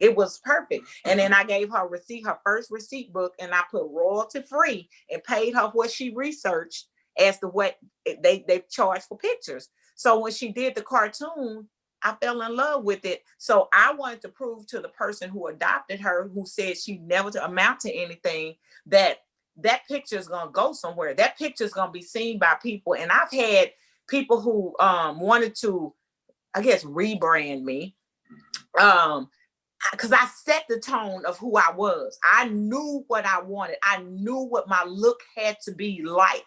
I knew how, when you see those eyes is what got them. Because that's how people, if they see me in the store, even with this hair on, they were like, I was looking for you. You the lady on that truck.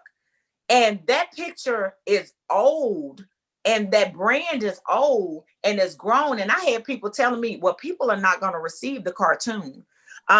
You're not going to be able to go in certain areas. Nobody's going to receive that. I was like, I'm in Starbucks with 2 hours acting the fool with two people. I was like, I don't know who you talking to. They gonna see my brand. People gonna know my brand. And I wasn't too loud, but I'm doing the acting silly now. But I was like, who told you nobody would see me? Who told you that my vision wouldn't be seen across the nation by somebody? Somebody's gonna know that truck. You gonna know I'm in DF Dub. I'm in Dallas Fort Worth. Everybody gonna see that truck. You gonna see something of that truck. And I drove it to North Dallas to the very apartments that lady who told that girl her stuff wouldn't amount to anything with my first decals on my truck.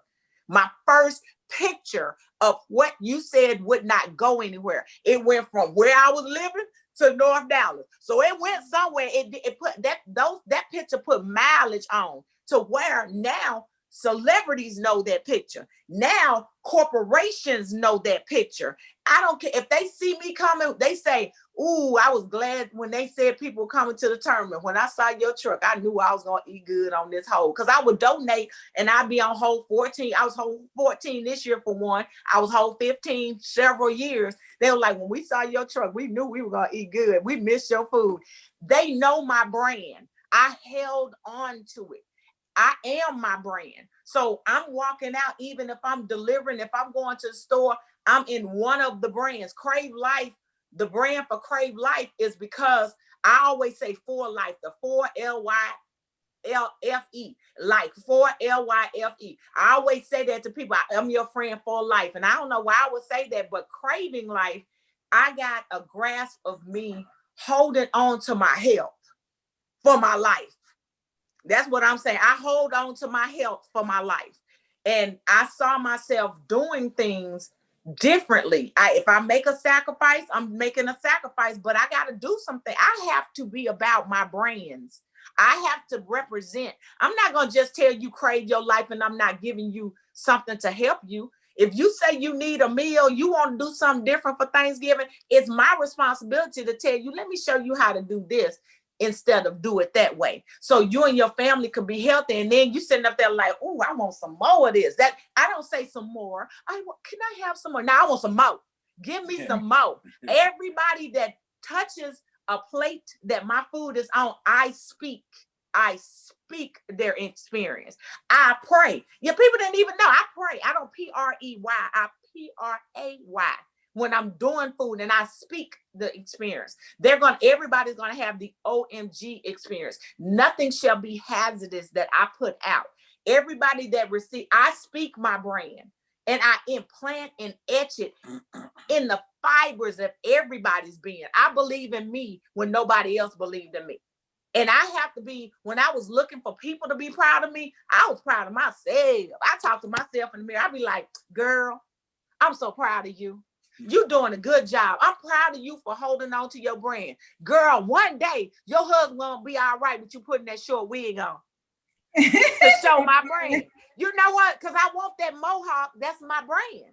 She's trying to slide that in there, though. I had to slide that in there. So we are our brand. We got to be about our brand. We have to be serious. And what you say, Felicia, about being investing in your brand. I didn't buy shoes. Somebody blessed me with some purses because I go buy $9.99 purse until the whole little thing fall off because it's only stitched up so much at Ross. So I would buy a tablecloth. I bought this, I bought that. Anything for my business, I was putting my little seed in. It was a little, and I say we're small businesses, but we're big businesses. We're just small. They put us in that small box, but we're big. Our brand is beyond that little small label for small businesses. We are big businesses because our God is not small. That's right. Our talents are not small. We're not that one talent or the two talent. We're 5 talents. If you got multiple things going on, you multiply that thing. We ain't burying what God gave us. That's a wicked servant. So our goal is to be good stewards, be about our brand, know our worth, and you can't have a brand that you spent money on and you lowball yourself. So I had to stop the lowball mentality where somebody's like, oh, Felicia, this. Okay, my brand is, okay, you want this level of service, but you got this level of money. I'm talking about my hands almost on the ground. You can't take me broke because when my team comes out, they give you everything of themselves, which represents me. So you want me to get 0 to put into them, because I'm gonna put it into them regardless. But the zero that's coming out of what? Our finances. So I can't prostitute my business no more for folks. Ain't nobody pimping me no more. You pimp me when you walk up into a function and you got on a lavish dress and pulled up in a big old vehicle and you got some bling shoes on, your hair did, you got your makeup done, but you didn't want to pay me anything. And then you got celebrities you brought in there, you done paid them the $10,000 to $15,000 to be there, but you want me to give you everything free. What am I saying about my brand that I spent my dimes on if I take your job of zero?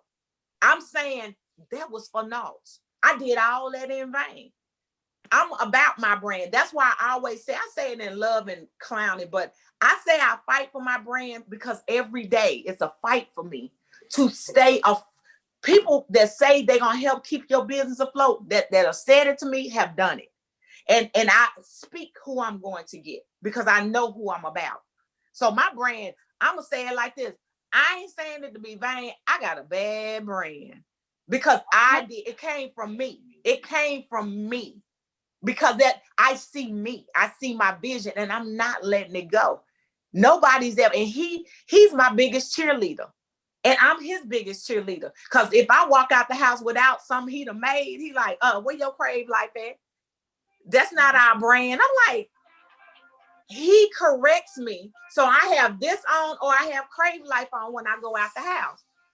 My phone again, but I have my brand. I'm about my brand, and that's all it is for me. And so I love both, and I wish I didn't think about it. I should have had a picture of both of you brands, but you guys follow them on social media.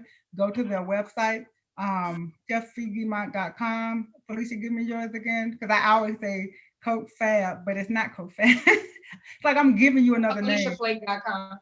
FeliciaFlake.com. So I just call her CoFab because that's how I know her, and so I want to make sure. So guys, we're gonna every segment, every show that we always have, we always talk about a social issue. Of course, over the last few weeks for the pandemic, we've been talking about the pandemic, voting, social injustice, in Domestic Violence Month. We've talked about breast cancer awareness. So today, I want to talk to the guys. We're gonna put them on the spot, and we want to talk about some of the things in America because that's where we live.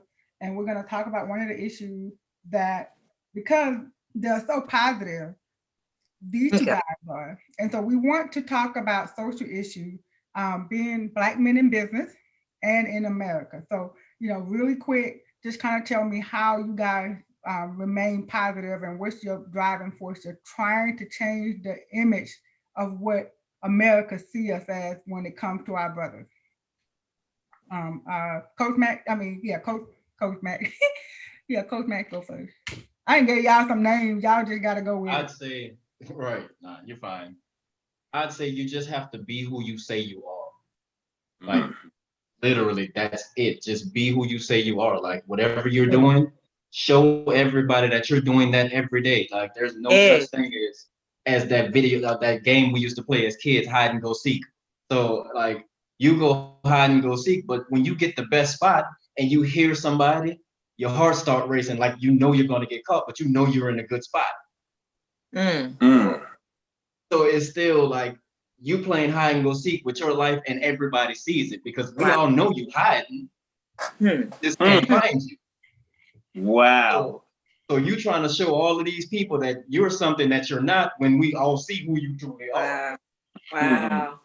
So like you just have to be who you say who you are. Like do what you say you're doing. Like if I say I'm working out every day and I'm eating right every day, that's literally what I'm doing. And that's not to take away from my life because I'm enjoying my life. It's the way I eat and the way I work out that makes me enjoy life more. Right. Because it unclouds my vision, or it takes those blinders off that, wow, I can see things differently. I can treat people differently because I understand that my words are actual spells that I'm speaking on my universe and everybody around me.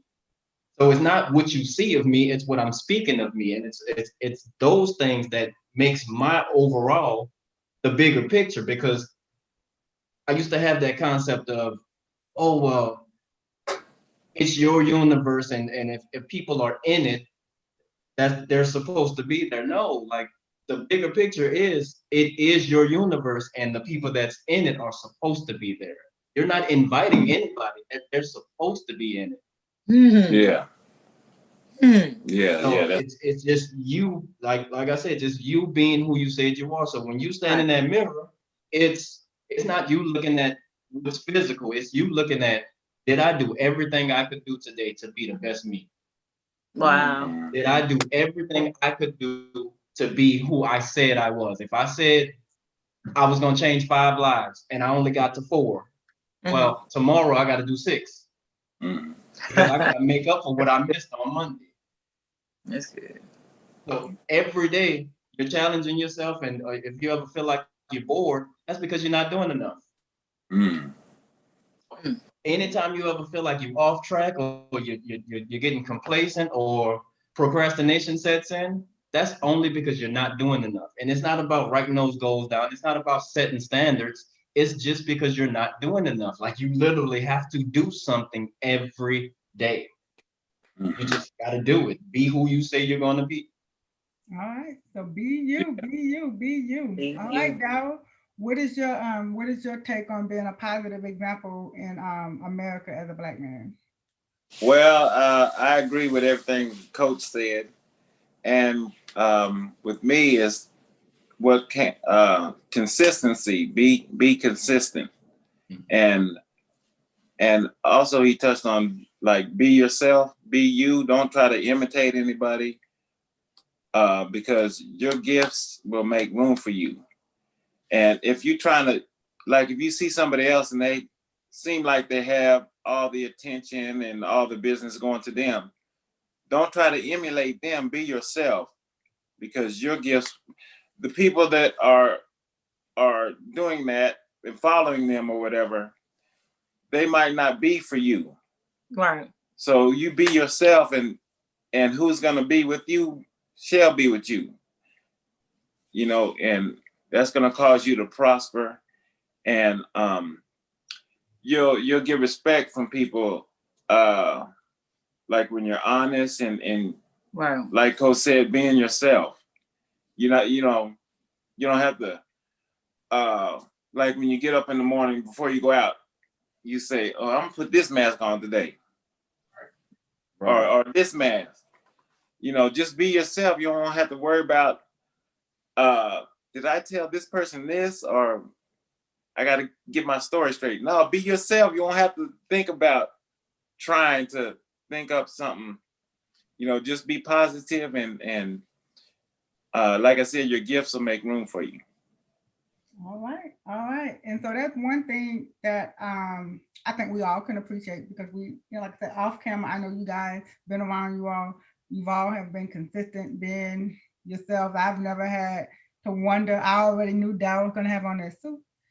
So because now if he would have came on here with a t-shirt and some pants, I'd have been like, Felicia, what is wrong with him?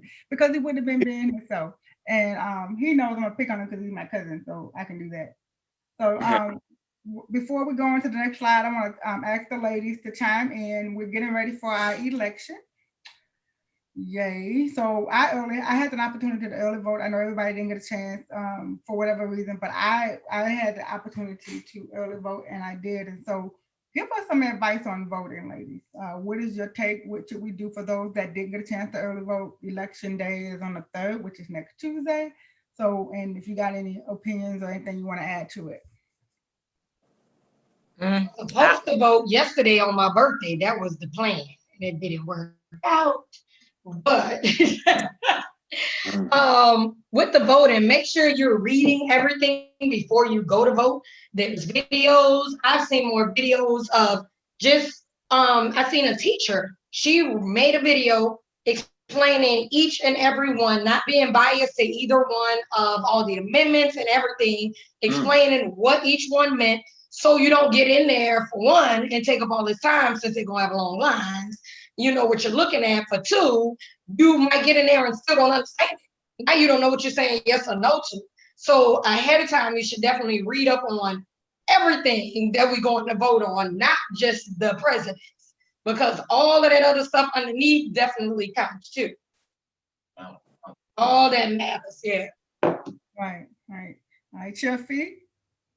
Well, I meant to, but I got called in to work yesterday. So when I went, I looked at that line and I was like, I ain't, 'cause that line was so long. So I literally got back in the car and drove off, and I said, well, I just catch it another day before it ends, but I just didn't catch it because I got called. But like, I would love to know where you saw that video, because I want to know what, I want to listen, and because I don't want to just be clicking on, and I don't know.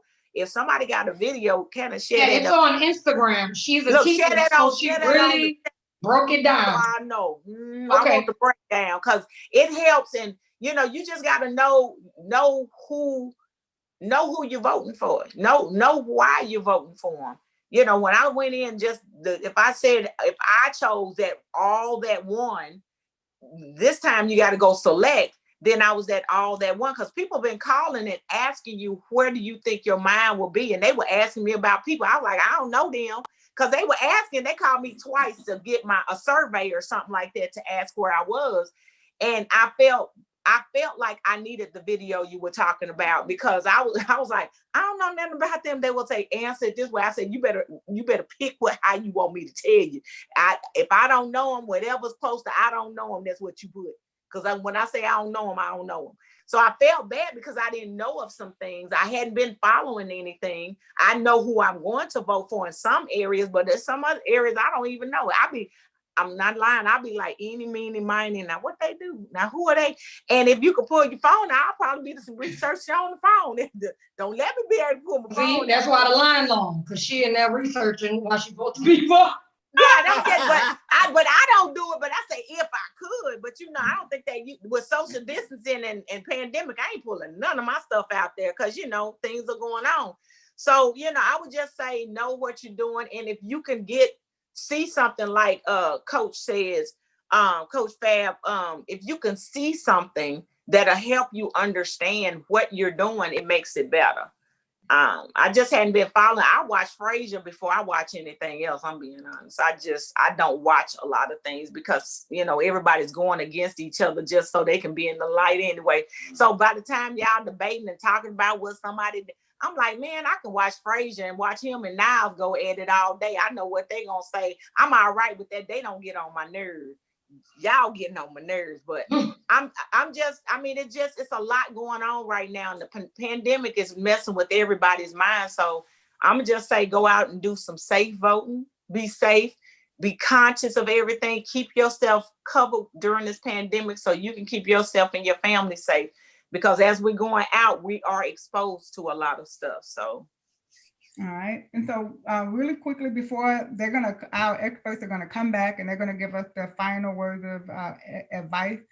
We will hear from each of them. I just want to give you guys some quick announcements really quick before we get to our last segment, which will close out the webcast for today. Join us on next Wednesday. We are going to have coffee and conversation with Natasha Ferguson. She is a career coach. If you're looking to change careers, if you're looking to exit and get into full-time entrepreneurship, she is someone that you want on your team. So we're going to have a sit down and we're going to talk about some topics. We're going to talk about exit strategy. We're going to talk about working in a hostile environment. We're going to talk about women in business, and we're going to discuss the election, because by next Wednesday, we'll be in our election. The election would have already taken place. So one of the things I want to tell everybody about next week is to make sure that you go on our website, AK Legacy Foundation, and make sure that you register so that you can get alerts and information, and if you want to ask questions. And just like what Felicia was saying, both Felicia was saying, Felicia Flake said the research, Chef Fee said, she just tired of all the negativity in the, coming up to the election. Well, next Wednesday we'll be on one side or the other come next Wednesday. Definitely want to tune in so that you can hear our conversation about it. Another announcement that I have for you guys, we're coming to Dallas next week. Chef Fee is going to be catering that event, so yay. We have the AK Legacy Foundation. We did have to postpone our annual gala this year due to the pandemic. So, but we are back on, we're planning, we have already secured the venue. So Dallas, Texas, if you're out there, make sure that you register to find out more information about it. We are going to be in you guys' neck of the woods April 9th through the 11th. It is a fundraiser gala. It's an after 5 attire. We will have a plated dinner. We're keeping social distancing. I don't care what percentage that they are at. We at the AK Legacy Foundation are going to be at 50%. So we're going to remain safe. And so we're going to have keynote speaker prizes and awards. So just follow us on social media, follow us on our YouTube channel, and we will have more information coming up to give you guys more information about it. So one of the next, so right before our panelists come on and give us their final words, their final advice, I just want to thank all of our viewers for tuning in, but don't go anywhere. Let's hear from our experts, their closing piece of advice, whether it's on business, relationship, food, whatever they want to share with us. We want to make sure that we hear them out, and then I'll come back with our last announcement. So don't you guys go anywhere. We have more to come. All right, so we're gonna start with let's go with the newlyweds. We're gonna have to just go and pick on the newlyweds since the new. Tell us, give us your closing remarks, anything that you would like to share with our viewers.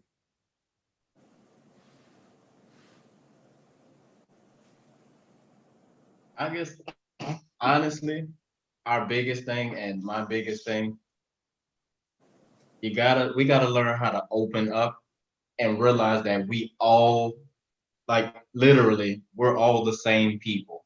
We go through the same things at different times.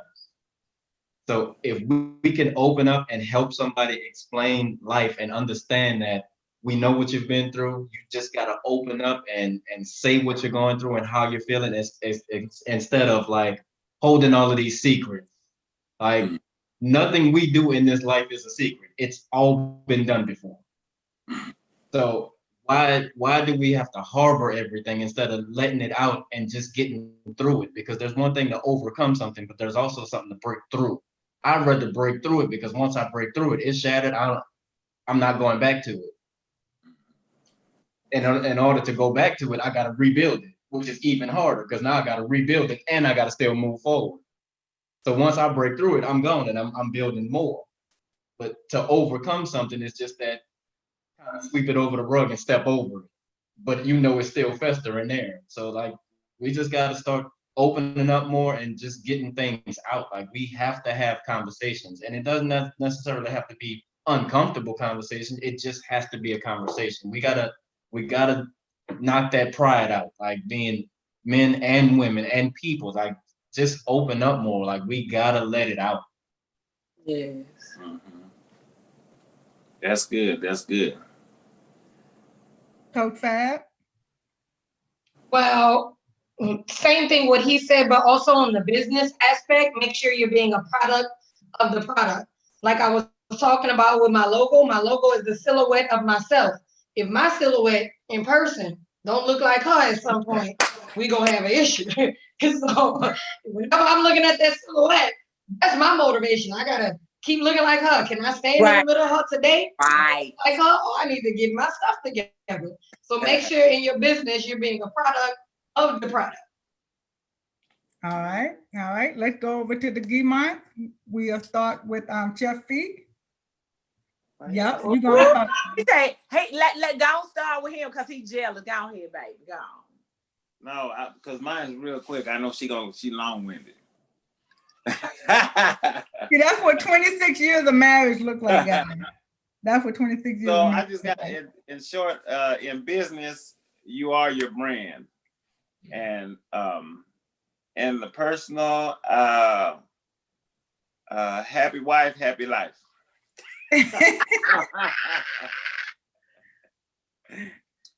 I like it. Well, let me tell you something. That I'm just gonna try to be. Let's keep it short. Daryl knows I'm not a flowers girl. You don't have to give me. I don't have to have a lot of stuff. I'm okay. He didn't have to do that. I'm not I look high maintenance sometimes, but I'm not really high maintenance. Am I high maintenance? Mm-hmm. I ain't talking. Yeah. Cause I'm gonna just say it like this. Don't think women are the only ones. I'm giving y'all this advice that shop and hide clothes.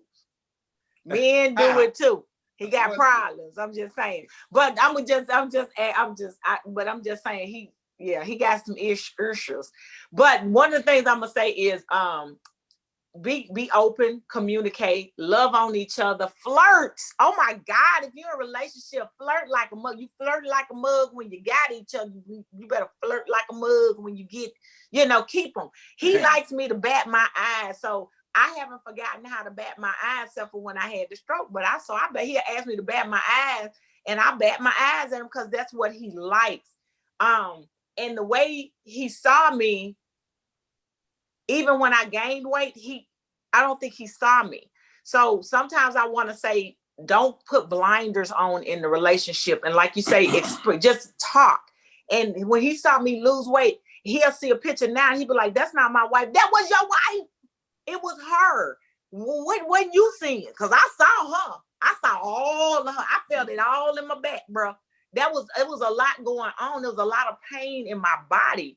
And he doesn't, sometimes people will put blinders on in relationships. Don't do it. It's reality. It's some realities. If you don't talk about things, you're not open to what's going on. Things change in life. I wasn't able to have kids. So everybody that can be fruitful, stay fruitful and talk about things. That's the only thing that I regret is my body not being able to hold babies all of these years we've been together. But we got a bunch of kids now that I ain't have to go through no pain. They ain't have to give me no epidural. I got a bunch of children. I got about 400 and some kids now that I ain't have to do nothing, no work. So if I can say anything with business, communicate. Don't wear your personal account out trying to do your business. If you can do that, don't do what I did. Don't mess up and lose things you shouldn't have lost over shenanigans. And don't give away everything. Know your worth. Please know your worth. I know his worth and I cheer him on. And when he always got clothes on the bed. I be like, oh my God, what he done made now. He makes me clothes. He tries to dress. I'm his Barbie doll. And he dresses me. And I'm like, bro, you ain't finna be dressing me every day. But he loves to see like when he say he's happy about seeing his brand, every time I go in there, I'm like, oh, what did he make now for me to wear? But he's showing me to be about my brand. And he's loving to see his creativity dealing with my brand. Everything I wear, I own the company because he owned the company. Everything I wear is from our business. It's his business, but our business. So be proud of your business. Be proud of who you are, and be proud of your marriage. Give adders. People give adder girls and adder boys to their homies. You better give adder girls and adder boys to yourselves, because other people you don't want. I'm telling you. It's some things you just don't want in the relationship. You promote him. I'm like, now I gotta say this before I go. My husband helped me do some stuff. Daryl, what do you tell me you want to hear when you do something for me? Ching ching. That's the cash app. He said, I ain't hearing nothing in my cash app. We got a real business, y'all. And he like, I did this for you. I ain't hear nothing. I ain't hear ching in my cash app. And I'm like, bruh, when you ate that meal, you had a ching in your cash app. So be clown like that, but live life intentionally. Do your businesses intentionally. Live a great marriage in this great relationship. Get everybody out your ship, and you have a relationship with who you supposed to have. Everybody ain't supposed to ride in your ship. This is your rider. So we are each other's rider, and we are surviving. And our marriage it's better than the beginning. We know each other now. This was pronounced an ordained relationship, and we see it. Now we see it, and it's a blessing. And you put God first, and you grow closer together. And that's my best friend, Felicia. You're so cute.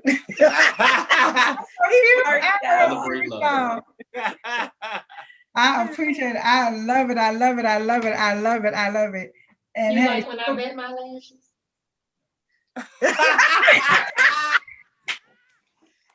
Y'all done started something. Y'all done started something. Y'all done started something. Y'all done started something now. You got your own thing that you do. Okay, all right then. Look, all Keep it right real. then. Keep it real. I can't expose that to the world. Communicate. Woo, okay.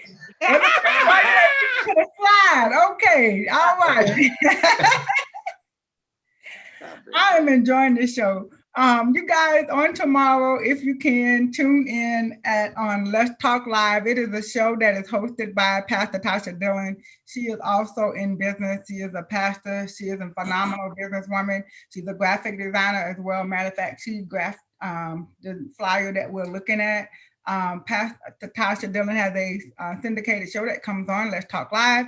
I will be one of her guests on tomorrow, along with Gigi Alexander, and we're going to be continuing in from the conference that we had on Saturday. So we're going to be talking about minding our business.